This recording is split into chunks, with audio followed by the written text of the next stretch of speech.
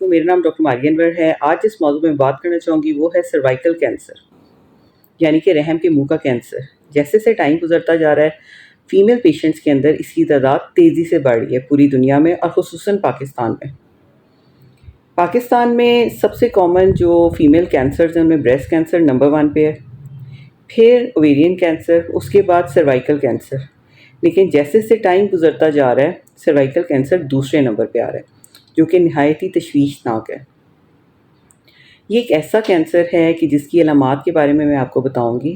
ज़्यादातर ये शादीशुदा ख़वातीन में होता है और सर्वाइकल कैंसर में ज़्यादातर फ़ीमेल्स आती हैं कि उन्हें एक मवारी से दूसरे मवारी के दरमियान दाग लग रहा होता है, या फिर मियाँ बीवी के ताल्लुक़ के बाद उनको दाग लगता है। इसके साथ साथ वो फ़ीमेल्स जिनकी मवारी रुक चुकी है, उनमें खून का पड़ना, परविजाइनल, ये भी एक सिम्टम है। उन्हें मुसलसल लिकोरिया रहता है, ख़ारिश रहती है, स्मेल रहती है और उनको नीचे बैक एक रहती है। तो ऐसी कंडीशंस में सर्वाइकल कैंसर भी डायग्नोसिस में रखा जाना ज़रूरी है और इसको रूल आउट करना भी बहुत ज़रूरी है। अब ये कैंसर की तशख़ीस कैसे हो सकती है? तो अगर किसी भी फ़ीमेल को ऐसे सिम्टम्स हैं या वैसे भी नॉर्मल रूटीन के मुताबिक फ़ीमेल्स को गायनोकोलॉजिकल जो रिप्रोडक्टिव एज में फ़ीमेल्स हैं और शादीशुदा हैं, उनको ज़रूर विज़िट करना चाहिए गायनोकोलॉजिस्ट के पास। और अकॉर्डिंग टू देयर एज वो कुछ तशख़ीसी टेस्ट करती हैं, जिसके अंदर पैप स्मीयर पूरी दुनिया में किया जाता है, जो कि नहायत ही आसान सा टेस्ट है।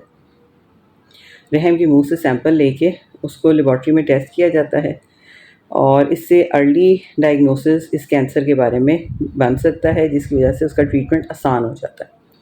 इसमें पैप स्मीयर और साइटो ब्रश जो हैं वो बहुत कॉमन है, फॉलोड बाय बायोप्सी।